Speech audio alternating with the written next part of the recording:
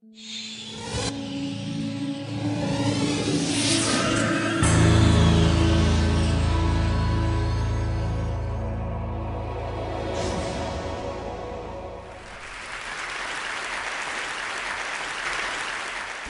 do you explain when things don't go as we assume? Or better, how do you explain when others are able to achieve things that seem to defy all of the assumptions?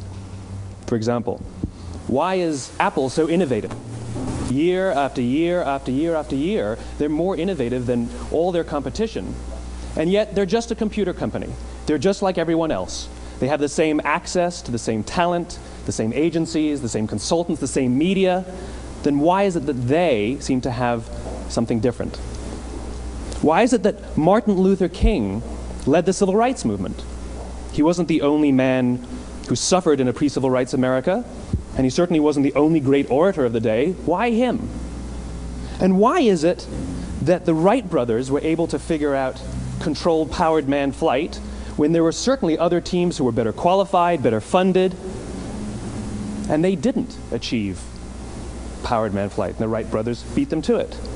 There's something else at play here. About 3.5 years ago, I made a discovery, and this discovery profoundly changed my view on how I thought the world worked, and it even profoundly changed the way in which I operate in it. As it turns out, there's a pattern. As it turns out, all the great and inspiring leaders and organizations in the world, whether it's Apple or Martin Luther King or the Wright brothers, they all think, act, and communicate the exact same way, and it's the complete opposite to everyone else. All I did was codify it. And it's probably the world's simplest idea. I call it the golden circle.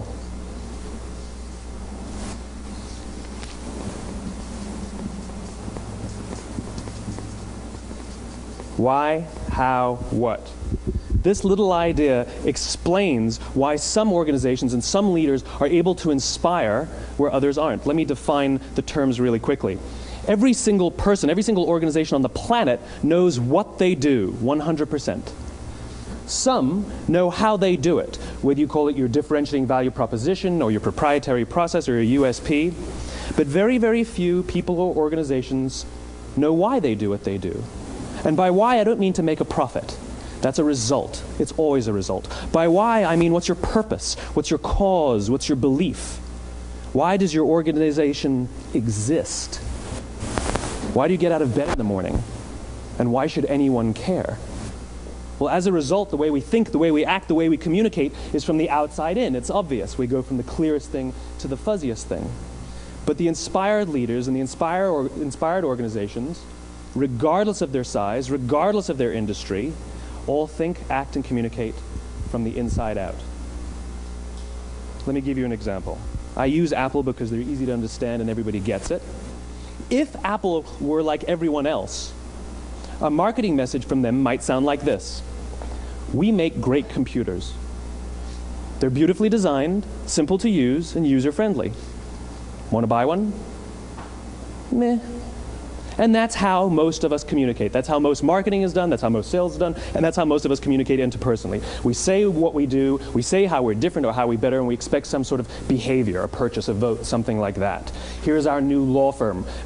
We have the best lawyers with the biggest clients. We have, we always perform for our clients, do business with us. Here's our new car. It gets great gas mileage. It has, leather seats. Buy our car. But it's uninspiring. Here's how Apple actually communicates. Everything we do, we believe in challenging the status quo. We believe in thinking differently. The way we challenge the status quo is by making our products beautifully designed, simple to use, and user-friendly. We just happen to make great computers. Want to buy one? Totally different, right? You ready to buy a computer from me? All I did was reverse the order of the information. What it proves to us is that people don't buy what you do, people buy why you do it. People don't buy what you do, they buy why you do it. This explains why every single person in this room is perfectly comfortable buying a computer from Apple. But we're also perfectly comfortable buying an MP3 player from Apple, or a phone from Apple, or a DVR from Apple. But as I said before, Apple's just a computer company. There's nothing that distinguishes them structurally from any of their competitors. Their competitors are all equally qualified to make all of these products. In fact, they tried. A few years ago, Gateway came out with flat screen TVs. They're eminently qualified to make flat screen TVs. They've been making flat screen monitors for years. Nobody bought one. And Dell came out with MP3 players and PDAs. And they make great quality products, and they can make perfectly well-designed products, and nobody bought one. In fact, talking about it now, we can't even imagine buying an MP3 player from Dell. Why would you buy an MP3 player from a computer company? But we do it every day. People don't buy what you do, they buy why you do it. The goal is not to do business with everybody who needs what you have.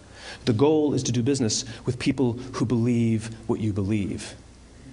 Here's the best part. None of what I'm telling you is my opinion. It's all grounded in the tenets of biology, not psychology, biology. If you look at a cross-section of the human brain, looking from the top down, what you see is the human brain is actually broken into three major components that correlate perfectly with the golden circle. Our newest brain, our Homo sapien brain, our neocortex, corresponds with the what level. The neocortex is responsible for all of our rational and analytical thought and language. The middle two sections make up our limbic brains, and our limbic brains are responsible for all of our feelings, like trust and loyalty. It's also responsible for all human behavior, all decision-making, and it has no capacity for language. In other words, when we communicate from the outside in, yes, people can understand vast amounts of complicated information like features and benefits and facts and figures. It just doesn't drive behavior. When we communicate from the inside out, we're talking directly to the part of the brain that controls behavior, and then we allow people to rationalize it with the tangible things we say and do. This is where gut decisions come from. You know, sometimes you can give somebody all the facts and your figures, and they say, I know what all the facts and details say, but it just doesn't feel right. Why would we use that verb? It doesn't feel right. Because the part of the brain that controls decision-making doesn't control language. And the best we can muster up is, I don't know, it just doesn't feel right. Or sometimes you say you're leading with your heart or you're leading with your soul. Well, I hate to break it to you, those aren't other body parts controlling your behavior. It's all happening here in your limbic brain, the part of the brain that controls decision-making and not language. But if you don't know why you do what you do, and people respond to why you do what you do, then how will you ever get people to vote for you or buy something from you, or more importantly, be loyal and want to be a part of what it is that you do? Again, the goal is not just to sell people who need what you have. The goal is to sell to people who believe what you believe. The goal is not just to hire people who need a job. It's to hire people who believe what you believe. I always say that, you know, there's, if you hire people just because they can do a job, they'll work for your money. But if you hire people who believe what you believe, they work for you with blood and sweat and tears. And nowhere else is there a better example of this than with the Wright brothers. Most people don't know about Samuel Pierpont Langley. And back in the early 20th century, the pursuit of powered man flight was like the dot-com of the day. Everybody was trying it. And Samuel Pierpont Langley had what we assume to be the recipe for success. I mean, even now, you ask people, why did your product or why did your company fail? And people always give you the same permutation of the same three things. Undercapitalized, the wrong people, bad market conditions. It's always the same three things. So let's explore that. Samuel Pierpont Langley was given $50,000 by the War Department to figure out this flying machine. Money was no problem. He held a seat at Harvard and worked at the Smithsonian and was extremely well connected. He knew all the big minds of the day. He hired the best minds money could find, and the market conditions were fantastic. The New York Times followed him around everywhere, and everyone was rooting for Langley. And how come we've never heard of Samuel Pierpont Langley? A few hundred miles away in Dayton, Ohio, Orville and Wilbur Wright. They had none of what we consider to be the recipe for success. They had no money. They paid for their dream with the proceeds from their bicycle shop. Not a single person on the Wright brothers' team had a college education, not even Orville or Wilbur. And the New York Times followed them around nowhere.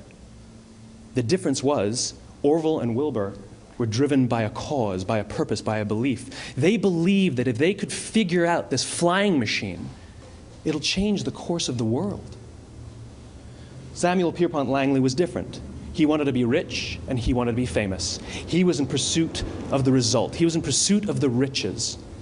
And lo and behold, look what happened. The people who believed in the Wright brothers' dream worked with them with blood and sweat and tears. The others just worked for the paycheck. And they tell stories of how every time the Wright brothers went out, they would have to take 5 sets of parts because that's how many times they would crash before they came in for supper. And eventually, on December 17th, 1903, the Wright brothers took flight. And no one was there to even experience it. We found out about it a few days later. And further proof that Langley was motivated by the wrong thing, the day the Wright brothers took flight, he quit. He could have said, "That's an amazing discovery, guys. Now we'll improve upon your technology." But he didn't. He wasn't first. He didn't get rich. He didn't get famous. So he quit. People don't buy what you do, they buy why you do it. And if you talk about what you believe, you will attract those who believe what you believe. Well, why is it important to attract those who believe what you believe? Something called the law of diffusion of innovation. And if you don't know the law, you definitely know the terminology. The first 2.5% of our population are our innovators. The next 13.5% of our population are our early adopters. The next 34% are your early majority, your late majority, and your laggards. The only reason these people buy touch-tone phones is because you can't buy rotary phones anymore. We all sit at various places at various times on the scale, but what the law of diffusion of innovation tells us is that if you want mass market success or mass market acceptance of an idea, you cannot have it until you achieve this tipping point between 15 and 18% market penetration, and then the system tips.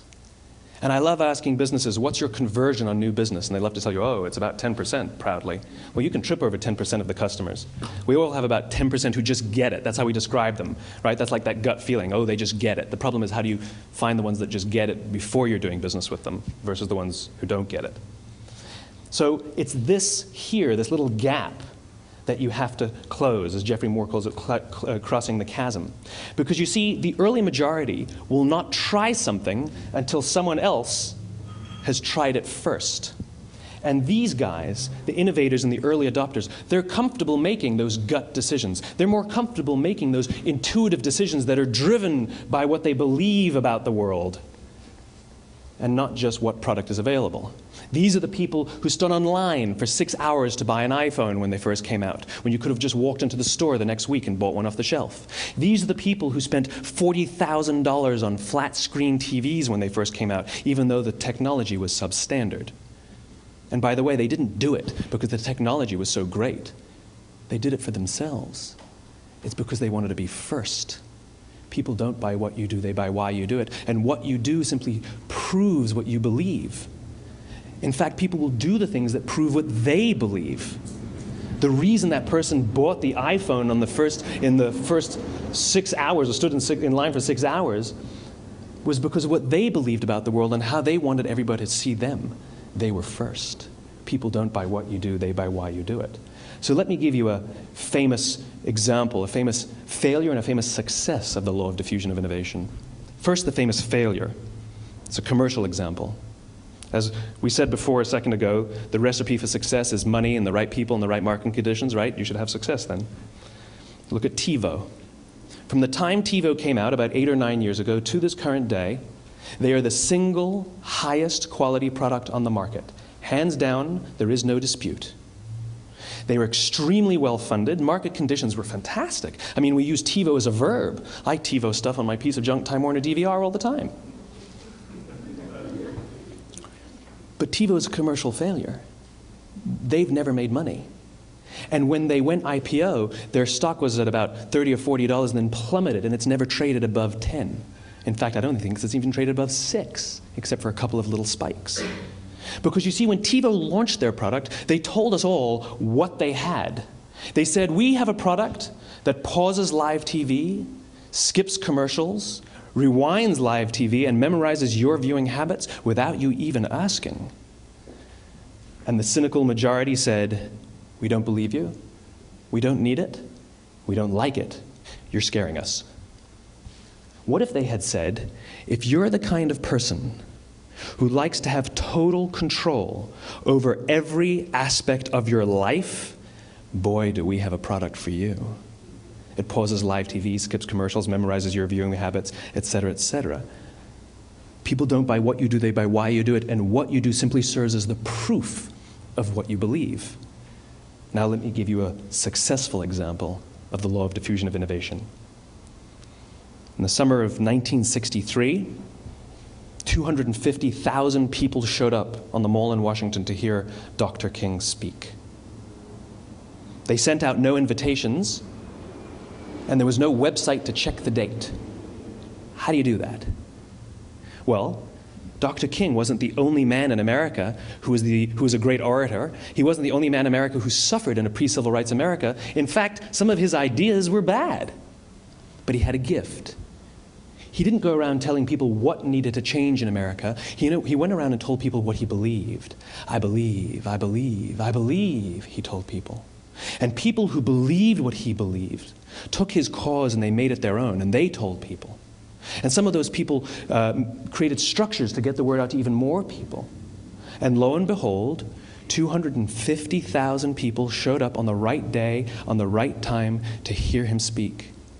How many of them showed up for him? 0.